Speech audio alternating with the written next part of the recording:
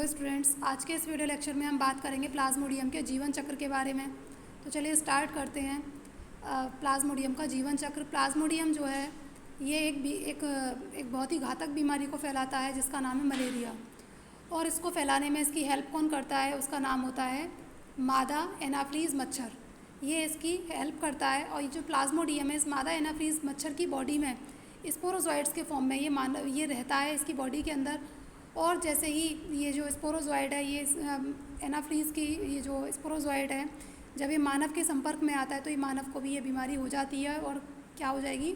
Malaria नाम की बीमारी उसके अंदर हो जाती है। अब देखो इसमें होगा क्या कि जो प्लाज्मोडियम है, प्लाज्मोडियम जो है गंदी जगह पर इस तरीके से पनपता है। अब इसके जो स्पोरोजोइड्स हैं वो किसके अंदर एंटर कर जाते हैं? वो फीमेल एनाफ्लीज के अंदर पहुँच जाते हैं। और जब फीमेल एनाफ्लीज किसी ह्यूमन बींग को कट करेगी या बाइट करेगी तो इसके जो स्पोरोजोइड्स हैं वो कहाँ पहुँच जाएंगे? एक स्वस्थ शरीर के अंदर, यानी कि एक स्वस्थ मानव की बॉडी में पहुँच जाएंगे। और वहाँ पर जाकर ये जो स्पोरोजोइड्स हैं ये एसेक्सुअली यानी कि अलैंगिक जनन करेंगे। और अलैंगिक जनन करने में होगा क्या कि ये जो स्पोरोजोइड्स हैं ये सबसे पहले कहाँ जाएंगे? लिवर सेल में जाएंगे और लिवर सेल्स को इन्फेक्ट कर देंगे।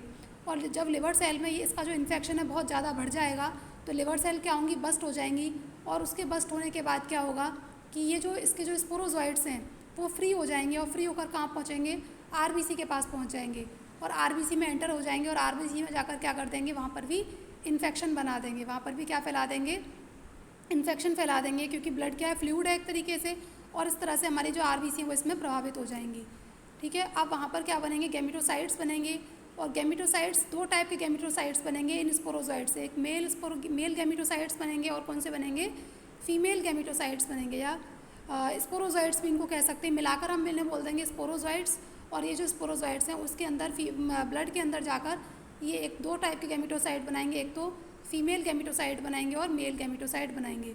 अब ये वाले जो स्पोरोसाइट्स जो बने हैं इसके अंदर, यानी कि जिन्हें हम क्या कह रहे हैं? गैमेटोसाइट जिन्हें हम बोल रहे हैं, ये जो गैमेटोसाइट हैं इन्फेक्टेड पर्सन में अब ये सिम्टम्स को दिखाना स्टार्ट कर देंगे। और जैसे ही आरबीसी इफेक्ट होगी तो आरबीसी के इफेक्ट होने के साथ क्या होगा कि आदमी को जो भी इससे प्रभावित है उसको फीवर आना स्टार्ट हो जाएगा और ठंड लगेगी। ठीक है। अब जिसको मलेरिया हो रहा है ऐसे आदमी को अगर फिर से एनाफ्लीज मच्छर ने आके काटा तो ये जो इसके अंदर स्पोरोजोइड्स हैं, जो स्पोरोजोइड्स किसे बना रहे हैं? मेल और फीमेल गैमेटोसाइट्स को बना रहे हैं। ये जो स्पोरोजोइड्स हैं अब कहाँ पहुँच जाएंगे? मादा एनाफ्लीज मच्छर जो है उसकी बॉडी के अंदर पहुँच जाएंगे। और वहाँ पर पहुँचने के बाद क्या होगा? वहाँ पर इनमें सेक्सुअल साइकिल कंप्लीट होना स्टार्ट होगी। और फिर से सेक्सुअल साइकिल जब इनमें कंप्लीट हो जाएगी तो फिर से क्या बनेंगे? इसमें स्पोरोजोइड्स बन जाएंगे। और वो जो स्पोरोजोइड्स हैं प्लाज्मोडियम के स्पोरोजोइड्स बन जाएंगे। और प्लाज्मोडियम के जो स्पोरोजोइड्स हैं वो मादा मच्छर की लार ग्रंथियों में, जो इसकी लार ग्रंथियाँ हैं वहाँ पर क्या होंगे? स्टोर हो जाएंगे। और जब ये मादा एनाफ्लीज फिर से किसी स्वस्थ व्यक्ति को काटेगी तो वहाँ पर जाकर ये जो स्पोरोजोइड्स हैं वो स्प्रेड हो जाएंगे। और इस तरह से इसकी जो जीवन चक्र है वो चलता रहता है। और इसमें समझने वाली बात क्या है कि इसकी जो लाइफ साइकिल है 2 फेजेस में कंप्लीट होती है। पहला 2 होस्ट में कंप्लीट होती है, एक होस्ट होता है इसका मेन और दूसरा यानी कि ह्यूमन बीइंग, और दूसरा जो होस्ट होता है वो मादा एनाफ्लीज खुद होती है। इसमें 2 साइकिल होती हैं। एक तो होती है एक सेक्सुअल साइकिल होती है इसमें, यानी कि लैंगिक जनन होता है, और एक इसमें होता है अलैंगिक जनन। जो लैंगिक जनन है वो तो मादा एनाफ्लीज के अंदर कंप्लीट होता है, और जो अलैंगिक जनन है वो कंप्लीट कहाँ पर होगा? वो कंप्लीट होता है ह्यूमन बीइंग की बॉडी के अंदर, यानी कि मानव के शरीर के अंदर कंप्लीट होगा। ठीक है। अब हम इसमें बात करेंगे नेक्स्ट है इसमें प्रतिरक्षा। प्रतिरक्षा क्या होती है?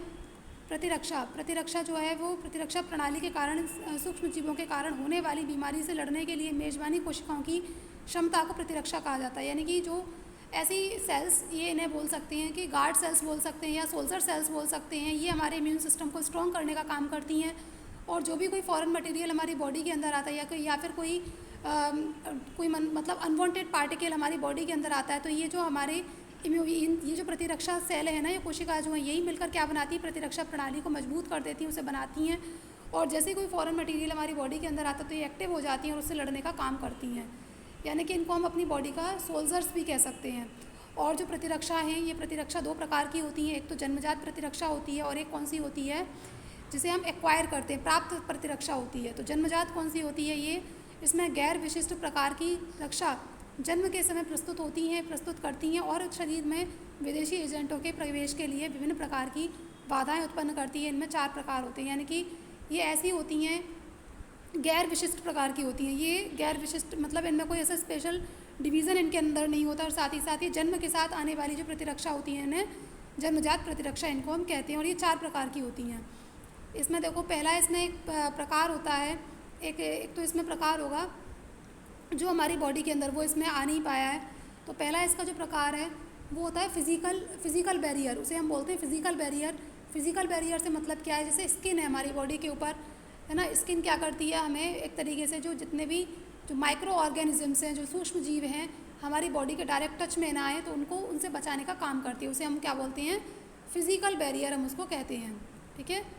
उसे हम बोल सकते हैं भौतिक बाधा, क्या कहेंगे उसको हम, भौतिक बाधा। और भौतिक बाधा में क्या आ जाएगी, भौतिक बाधा में हमारी जो त्वचा है वो है, त्वचा के साथ साथ जो हमारे जो अंग हैं, हमारे शरीर के अंदर जो अंग हैं, उन अंगों के ऊपर जो लेयर होती है वो भी किसकी होती है, वो भी एक तरीके का फिज़िकल बैरियर का काम करती है, यानी कि भौतिक बाधा उत्पन्न करती है, जिससे कि माइक्रो ऑर्गेनिज्म हमारी बॉडी के अंदर एंटर नहीं कर पाते हैं। दूसरा है इसमें शारीरिक बाधा। शारीरिक बाधा कौन सी होती है, शारीरिक बाधा होती है इसमें पेट में, मुँह में उसमें क्या होता है, अम्ल बन जाता है, पेट में अम्ल होगा, मुँह में लार होगी, ये क्या है, एक शारीरिक बाधा उत्पन्न करेगी। इसके बाद जो है, जैसे पेट में जो अम्ल होता है कौन सा होता है, म्यूसिन होता है, HCl होता है।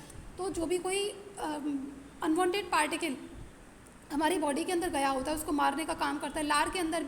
लार में भी क्या होता है, एक तो एमाइलेज होता है, दूसरा लाइसोजाइम होता है। और जो एमाइलेज है वो एमाइलेज में तो वाटर का अमाउंट ज़्यादा होता है, जो लाइसोजाइम है वो एक तरीके का टॉक्सिक सब्सटेंस का काम करता है, किसके लिए, सूक्ष्म जीवों के लिए। अब देखो इसमें नेक्स्ट है, इसमें सेलुलर बाधा। सेलुलर बाधा कौन सी होती है, जैसे ल्यूकोसाइट्स हैं और न्यूट्रोफिल्स हैं, मोनोसाइट्स हैं, ये सेलुलर बाधाएँ हैं, ठीक है। जो ल्यूकोसाइट्स हैं ये किसका पार्ट है, ये WBC का पार्ट है। ल्यूकोसाइट्स हैं, न्यूट्रोफिल्स हैं, मोनोसाइट्स हैं, आपको पता है ना। जो WBC हैं वो कितने टाइप की होती हैं, WBC 2 टाइप की होती हैं। एक तो होती है ग्रेन्युलोसाइट्स, एक तो ग्रेन्युलोसाइट्स होती हैं, दूसरी होती हैं ग्रेन्युलोसाइट्स। ये जो पार्ट है ना, ये वाला, इसमें ल्यूकोसाइट और न्यूट्रोफिल्स जो हैं ये किसका पार्ट है, ग्रेन्युलोसाइट्स का। ल्यूकोसाइट्स और मोनोसाइट्स ये ग्रेन्युलोसाइट्स का पार्ट है। तो ये एक तरीके की सेलुलर बाधा को उत्पन्न करेंगी, जिससे कि शरीर में ये बीमारी ना हो, कोई भी फॉरेन मटेरियल ना जाए। एक और होता है इसमें साइटोकाइनिन बैरियर। साइटोकाइनिन बैरियर क्या होता है, वायरस संक्रमित कोशिकाएं प्रोटीन को इंटरफिरॉन कहती हैं। अब नेक्स्ट हम इसमें बात करेंगे कि देखो इसमें और क्या क्या होती हैं, जन्मजात ही ये जो इन्नेट होती हैं, यानी कि जो जन्मजात बैरियर जो हैं या जन्मजात प्रतिरक्षा जो हैं ये जन्म से ही मौजूद होती हैं, पहली बात। दूसरा इसमें क्या होता है, जीवन भर प्रतिरक्षा बनी रहती है, यानी कि हमेशा हमारे इम्यून सिस्टम को स्ट्रॉन्ग बना के रखने का काम करती हैं ये जन्मजात वाली। इनका दूसरा क्या होता है, दूसरा जो गुण है रोगजनक या इनके प्रतिजन के संपर्क या असंपर्क को आने से हटाती हैं। कोई भी अगर रोगजनक हमारी बॉडी के अंदर आएगा तो उसको मारने का काम करती है। इन शॉर्ट इसमें ये बताया जा रहा है। नेक्स्ट है सहज प्रतिरक्षा या ये जो है मतलब प्रतिरक्षा हमारे एक तरीके से यही बताया जा रहा है इसमें दोबारा से कि इम्यून सिस्टम को स्ट्रॉन्ग करने का काम करती हैं, और साथ ही जो यह व्यक्तियों को अन्य जीवों के रोगों से जो संकुचन है या उनके मतलब जो रोग हैं उनसे बचाने का काम करती हैं। तो ये तो हो गई हमने किसके बारे में जाना, जो जन्मजात प्रतिरक्षा है उसके बारे में जाना। अब प्राप्त प्रतिरक्षा से आप समझ ही रहे होंगे, जिसे हम एनवायरनमेंट से अचीव कर रहे हैं, यानी कि एनवायरनमेंट से प्राप्त कर रहे हैं उसे हम कहेंगे एक्वायर्ड कर रहे हैं, उसे हम बोलते हैं प्राप्त प्रतिरक्षा। हम इसको कहते हैं स्मृति द्वारा विशेष रोगजनक होती हैं, यानी कि स्मृति पर डिपेंड करती हैं। स्मृति से मतलब क्या है कि ऐसी कोई बीमारी जो हमें पहले हो चुकी है और वो दोबारा अगर होगी तो हमारी बॉडी के अंदर उसके लिए कुछ स्मृति कोशिकाएं बनना स्टार्ट हो जाती हैं, क्योंकि उसे जैसे कोई स्मॉल पॉक्स है या कोई स्मॉल पॉक्स है या लार्ज पॉक्स है, उसका वायरस अगर हमारी बॉडी में एक बार पहले आ चुका है और अगर वो दोबारा एंटर करता है तो हमारा जो इम्यून सिस्टम है वो अपने आप ही उसके अंदर इतनी समझदारी आ जाती है, उसे पता होता है कि ये जब वायरस हमारी बॉडी के अंदर पहले आया था तब मैंने इससे किस तरीके से फ़ाइट की थी, अब जब ये दोबारा आया तो इससे किस तरीके से लड़ना है। तो उसी के अगेंस्ट मतलब वैसे ही एंटीबॉडी बनाना स्टार्ट कर देगा, और एंटीबॉडी बनाकर क्या करेगा, उस वायरस को ख़त्म कर देगा। तो ये होती हैं, ये स्मृति पर बेस्ड होती हैं ये कोशिकाएँ, इसीलिए इनको क्या बोलते हैं, प्राप्ति प्रतिरक्षा हम इनको कहते हैं।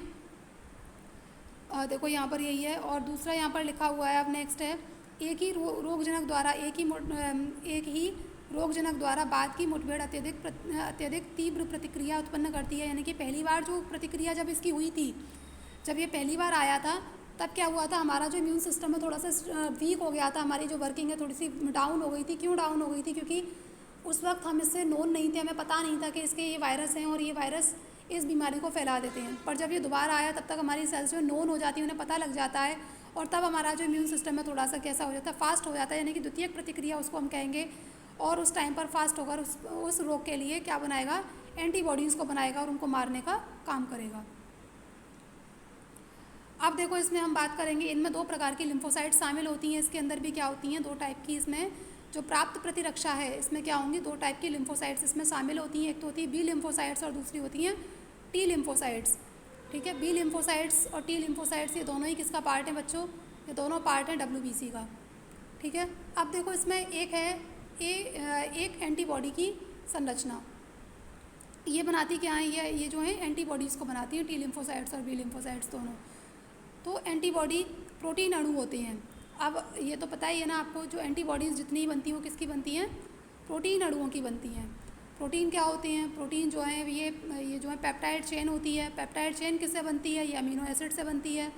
जब अमीनो एसिड्स, काफ़ी सारे अमीनो एसिड्स इस तरीके से उसमें जुड़ते चले जाते हैं तो वो पेप्टाइड चेन को बना देते हैं, और जब ये पेप्टाइड चेन बहुत बड़ी हो जाती है तब वो प्रोटीन बना देती है। और यही जो प्रोटीन है ये किसको बनाते हैं, एंटीबॉडीज़ को बना देते हैं, जिन्हें इम्यूनोग्लोबिन कहा जाता है। इनको क्या बोला जाएगा बच्चों, इन्हें इम्यूनोग्लोबिन कहा जाएगा। क्या बोला जाएगा, इम्यूनोग्लोबिन कहा जाएगा। और ये विभिन्न प्रकार की होती है, जैसे कि IgA, IgM, IgE और IgG।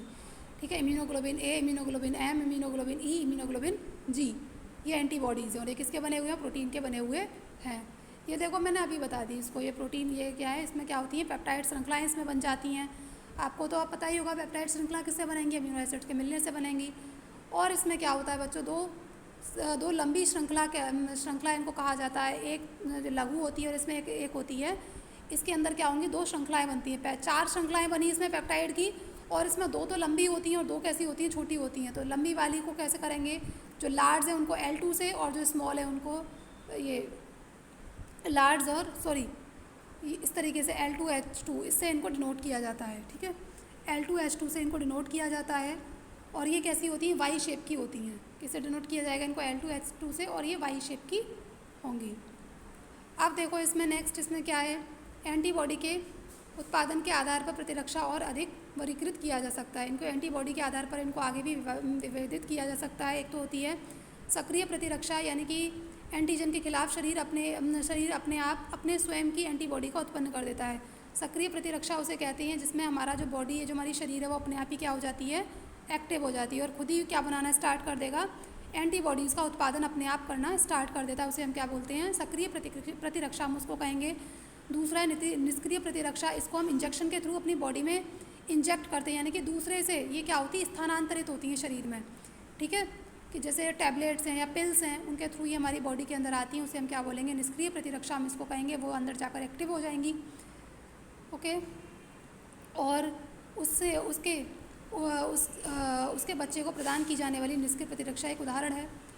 ये हमें अभी बताया ही है कि मतलब इंजेक्शन वगैरह के थ्रू जो प्रतिरक्षा दी जाती है, भी किसका उदाहरण है, ये निष्क्रिय प्रतिरक्षा का उदाहरण है।